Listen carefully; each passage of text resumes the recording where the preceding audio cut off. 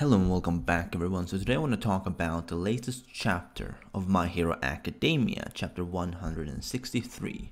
Now, what went down in this chapter was obviously the students coming back, Ochako, Deku, Kirishima, and Tsuyo. They returned to the school and, the others pretty much welcomed them back because they saw it happen on the news. They were really worried.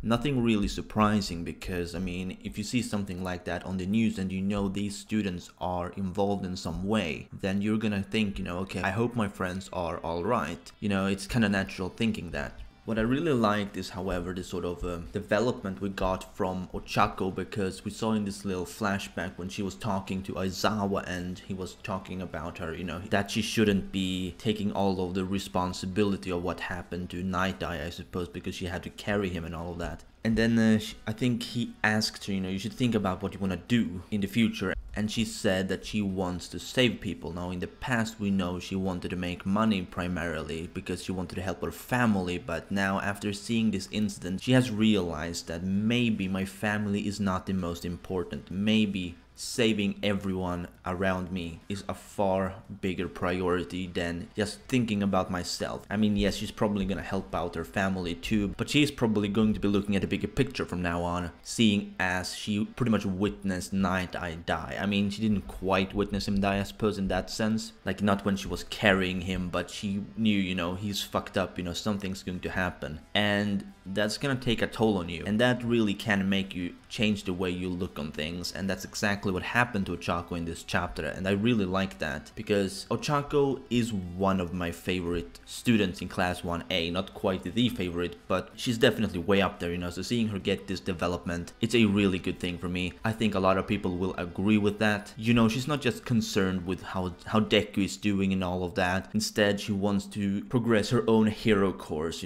She wants to progress as a hero and grow as a person, I suppose. Her relationship with Deku is not the most important thing at this time. Now, we had this small moment with Gigantomachia, which was really interesting because we learned that Gran Torino and the police, they successfully captured Kurogiri, but they didn't quite manage to deal with Gigantomachia. And we saw this panel when he was doing some crazy damage to the environment. It basically looked like Giganto was creating a crater from all of the damage that he did. So I'm wondering as how powerful this man is, and this kind of brings a whole new level of power scaling to the series because we know that All Might is probably going to be a lot more stronger than Gigantomachia is, and if Gigantomachia can do that kind of damage, what exactly can All Might do? Because in the past, we've not really had any proper way of telling, how strong is everyone in the My Hero Academia universe? How strong is the strongest character? What kind of damage can he create? Now we saw a glimpse of what this Gigantomachia can do. We don't even know if it's his full power. I seriously doubt it. I think he was just playing around with Gran Torino and the police.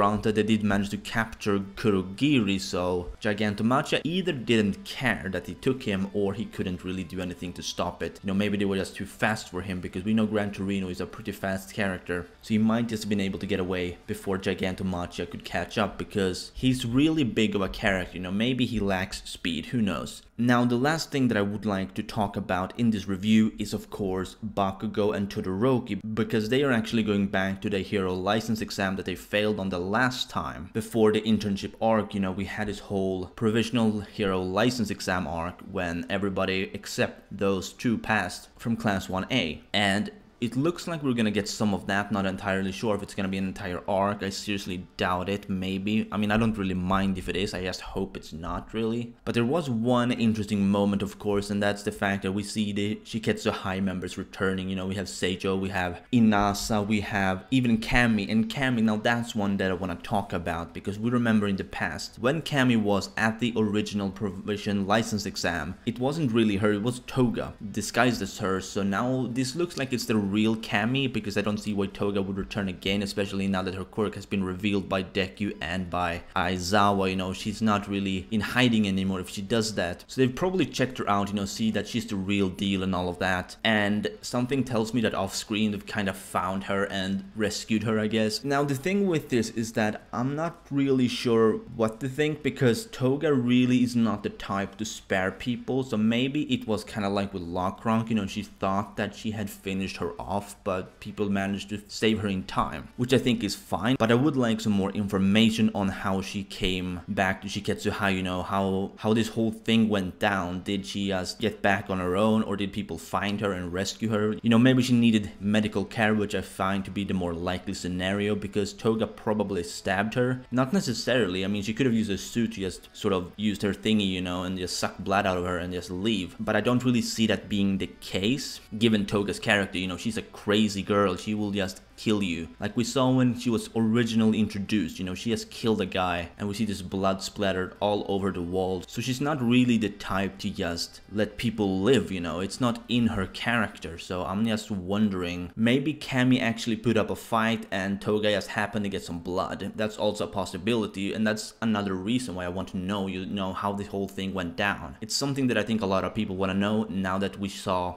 Camie be back. The one thing that I'm a bit concerned about when it comes to this is that Bakugo and the others seem to think that Camie wasn't at the provisional license exam originally, even though we saw her there, well, her face at least. So I'm guessing Bakugo just didn't realize she was there, but the fact that Inasa said that she wasn't there, that's the kind of thing that really brought me to think that this is the real Camie and not Toga. Otherwise, he would have just told Bakugo that yes, she was actually there. So obviously Inasa and everybody else have been informed that Camie had an incident and she wasn't actually there, and that's why she's there right now, because she didn't really get a shot at doing the hero license exam in the first place. But yeah, other than that, I don't really have too much to say, because this was more of a warm introduction to what's going to happen. I think, you know, we're gonna have some hero license exam. We might get a split perspective, you know, we might get some hero license exam, we might get some of Deku and everybody else at the school at the same time. So it doesn't necessarily have to be that we're just going to get Bakugo and Todoroki's perspective in this arc. It could be more of a split thing, which I think would be fine, because that way, you know, it wouldn't just focus on the hero license exam, which we have pretty much seen already at some point, even if it's gonna be slightly different. But at the same time, I do want some more focus on Bakugo. So that's kind of why I'm in the position where I don't mind what's going to happen right now, because I would love to see a lot of Bakugo, but at the same time, you know, I don't want too much of a repetitive arc that we've already had. Anyway, with that said, I'll be ending this video here. Let me know what you think down below in the comments, and as always, if you did, be sure to Detroit smash that like button if you enjoyed, and subscribe if you're new to my channel. This has been your favorite host Perm, and I'll see you next time.